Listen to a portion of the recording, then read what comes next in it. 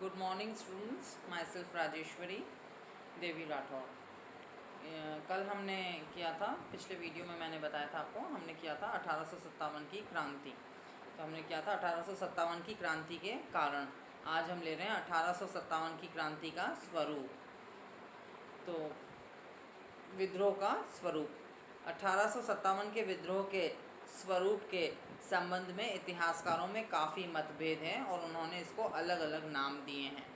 तो पहला जो है स्वरूप का पॉइंट वो है 1857 का विद्रोह एक सैनिक विद्रोह। अंग्रेज़ इतिहासकारों ने 1857 के विस्फोट को केवल सैनिकों का विद्रोह ही बताया है। इसे सिपाही विद्रोह का नाम भी इसीलिए दिया क्योंकि उस समय भारत सचिव अर्ल स्टैनले ने ब्रिटिश पार्लियामेंट को 1857 की घटनाओं की रिपोर्ट देते समय इसे केवल सिपाही विद्रोह यानी सिपॉय म्यूटनी का नाम दिया।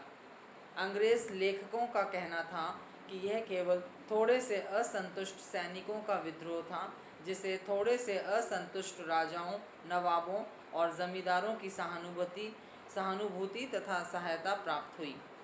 यह भारत के थोड़े से क्षेत्र में फैला तथा सैनिकों की सहायता से थोड़े से समय में ही इसका दमन कर दिया गया। सर जॉन सीले के शब्दों में 1857 की क्रांति पूर्ण रूप से अराष्ट्रीय एवं स्वार्थी सैनिकों का विद्रोह मात्र थी, जिसको न तो जनता का सहयोग प्राप्त था और न किसी देशीय सत्ता का नेतृत्व। सर जॉन लॉरेंस के अनुसार यह केवल एक सैनिक विद्रोह मात्र था, जिसका तात्कालिक कारण कारतूस वाली घटना थी। इसका कोई संबंध किसी पूर्वगामी षड्यंत्र से नहीं था, यद्यपि बाद में कुछ असंतुष्ट व्यक्तियों ने अपने स्वार्थों की पूर्ति के लिए इससे लाभ उठाया। अब इस मत की आलोचना। अधिकांश भारतीय इतिहासकार 1857 के विद्रोह को सैनिकों का विद्रोह नहीं मानते हैं। इन विद्वानों का कहना है कि उस समय 3 प्रांतीय सेनाओं में से केवल एक ने विद्रोह किया था। इसके अतिरिक्त 1857 के विद्रोह में सैनिकों के अतिरिक्त असैनिकों ने भी बड़ी संख्या में भाग लिया था। सैनिकों के दमन के बाद भी नागरिकों ने विद्रोह का झंडा ऊंचा रखा। दूसरा है 1857 का विद्रोह एक षड्यंत्र के रूप में। कुछ विद्वानों के अनुसार यह विद्रोह एक षड्यंत्र था, कुछ के अनुसार यह सिपाहियों का षड्यंत्र था, कुछ ने इसके पीछे रूस और ईरान का हाथ बताया और कुछ ने इसे बहादुर शाह, नाना साहेब, लक्ष्मीबाई का षड्यंत्र कहा है। जेम्स ऑट्रम का मत है कि 1857 का विद्रोह भारतीय मुसलमानों का षड्यंत्र था, जो अंग्रेज़ी सत्ता को नष्ट करके पुनः मुस्लिम सत्ता को स्थापित करना चाहते थे। वे दिल्ली के मुग़ल बादशाह बहादुर शाह को पुनः गद्दी पर बिठाना चाहते थे। ऑट्रम के अनुसार अपने इस उद्देश्य की प्राप्ति के लिए भारतीय मुसलमानों ने हिंदुओं के असंतोष से पूरा लाभ उठाने का प्रयत्न किया। मुसलमान इस कारण नाराज़ थे कि अंग्रेज़ों ने मुस्लिम सत्ता का अंत करके अपना शासन स्थापित कर लिया था। अतः भारतीय मुसलमान मुग़ल सम्राट बहादुर शाह के नेतृत्व में सारे भारत पर मुस्लिम सत्ता पुनः स्थापित करना चाहते थे। अब इस मत की आलोचना। अधिकांश भारतीय इतिहासकार 1857 के विद्रोह को भारतीय मुसलमानों का षड्यंत्र नहीं मानते हैं।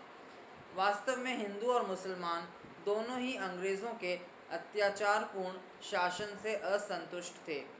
दोनों ही जातियां अंग्रेज़ी शासन को भारत के लिए विनाशकारी मानती थीं।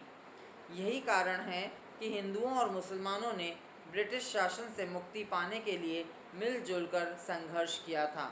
इस विद्रोह का नेतृत्व करने वाले नाना साहेब, झांसी की रानी, तात्या टोपे आदि हिंदू ही थे।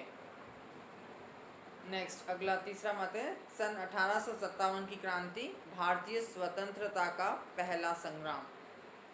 अनेक इतिहासकार जैसे वीर सावरकर, अशोक मेहता आदि ने इसको भारतीय स्वतंत्रता संग्राम की संज्ञा प्रदान की है। अशोक मेहता ने भी अपनी पुस्तक द ग्रेट रिवोल्ट में यह सिद्ध करने का प्रयास किया कि यह एक राष्ट्रीय विद्रोह था। जिन विद्वानों ने इसे स्वतंत्रता संग्राम माना है, उन्होंने अपने मत के समर्थन में तर्क दिया है कि इस संग्राम में हिंदू और मुसलमानों ने कंधे से कंधा मिलाकर समान रूप से भाग लिया। इन्हें जनसाधारण की सहानुभूति प्राप्त थी, अतः इसे केवल सैनिक विप्लव या सामंतवादी प्रतिक्रिया अथवा मुस्लिम षड्यंत्र नहीं कहा जा सकता है। सैनिकों ने विद्रोह आरंभ अवश्य किया था और अंत तक वे ही लड़ते रहे, किंतु उनके साथ लाखों अन्य लोगों ने भी भाग लिया। इस कथन को प्रमाणित करने के लिए कहा जाता है कि विप्लव काल में मरने वालों में जनसाधारण की संख्या अधिक थी।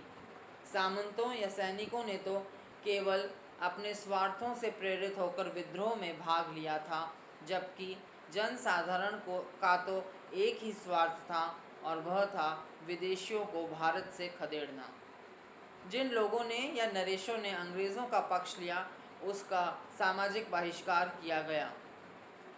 जब जनरल ब्लॉक को अपनी सेना के साथ एक नदी पार करनी थी, तो किसी नाविक ने उसे नाव नहीं दी थी। विद्रोह आरंभ होने के बाद जब उदयपुर का political agent colonel Showers Maharana से मिलने उनके महल की ओर जा रहा था, तब आम जनता ने उसे कर्कश स्वरों से धिक्कारा था। नेक्स्ट, चौथा है मुस्लिम सत्ता की पुनः स्थापना का प्रयास।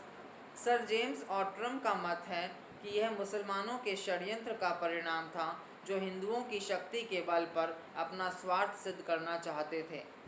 विद्रोह के काफ़ी समय बाद बेगम जीनत महल ने भी देशी शासकों को पत्र लिखे, जिसमें मुग़ल सम्राट की अधीनता में अंग्रेज़ों को देश से बाहर निकालने की बात कही थी। अतः जेम्स ऑट्रम तथा स्मिथ के कथनों में सच्चाई अवश्य प्रतीत होती है, किंतु इन कथनों में पूर्ण सत्यता नहीं है। अब हम लेंगे स्वरूप की समीक्षा। उपरोक्त विभिन्न धारणाओं का अध्ययन करके हम इस निष्कर्ष पर पहुंचते हैं कि यह केवल सैनिकों का विद्रोह और असंतुष्ट नरेश तथा तालुकेदारों का विद्रोह तो नहीं माना जा सकता है। ये दोनों धारणाएं पाश्चात्य, विशेषकर इंग्लैंड के इतिहासकारों की है, परंतु भारत की स्वतंत्रता के उपरांत R.C. मजूमदार के ऐतिहासिक ग्रंथ the sepoy mutiny and the revolt of 1857 से भी यही झलकता है कि यह एक स्वतंत्रता संग्राम नहीं था। R.C. मजूमदार का कहना है कि 1857 के असैनिक विद्रोह को हम स्वतंत्रता संग्राम तभी कह सकते हैं यदि हम लोग इसका अर्थ अंग्रेज़ों के विरुद्ध एक छोटा संघर्ष मान लें। आगे वे इसकी तुलना पिंडारियों के संघर्ष से करते हैं। अपनी धारणा की पुष्टि हेतु वे कहते हैं कि इस विद्रोह से यह पूर्णतः स्पष्ट नहीं होता कि विद्रोही विदेशी सत्ता से मुक्ति चाहते थे। इस विद्रोह को वे राष्ट्रीय भावना से पूरित न होकर आर्थिक और धार्मिक भावनाओं से पूरित मानते हैं। उनका कहना है कि इस विद्रोह का राष्ट्रीय महत्व अप्रत्यक्ष था। राष्ट्रीय नेता का इस विद्रोह में सर्वथा अभाव था।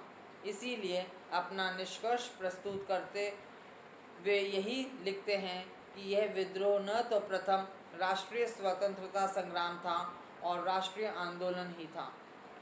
इस संदर्भ में हम इतना ही कहना चाहेंगे कि 1942 के भारत छोड़ो आंदोलन को भारतीय स्वतंत्रता का अंतिम संग्राम स्वीकार सहर्ष किया जाता है, तो इसे प्रथम संग्राम के रूप में स्वीकार किया जा सकता है।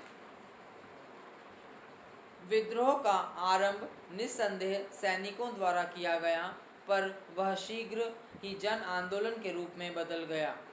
जन आंदोलन ने राष्ट्रीय रूप धारण किया और जनमानस की राष्ट्रीयता ने इसे स्वतंत्रता का संग्राम बना दिया। जिस प्रकार 1942 के आंदोलन की तुलना रूस की 1917 की क्रांति से की जाती है, उसी प्रकार 1857 के विद्रोह की तुलना अमेरिका के स्वतंत्रता संग्राम तथा फ्रांस की राज्य क्रांति से भी की जाती है। इसके स्वरूप के संदर्भ में धारणाएं विभिन्न बनी रहेंगी, पर इसमें कोई शंका नहीं है कि यह विद्रोह भारत के इतिहास में एक युगांतकारी घटना के रूप में था।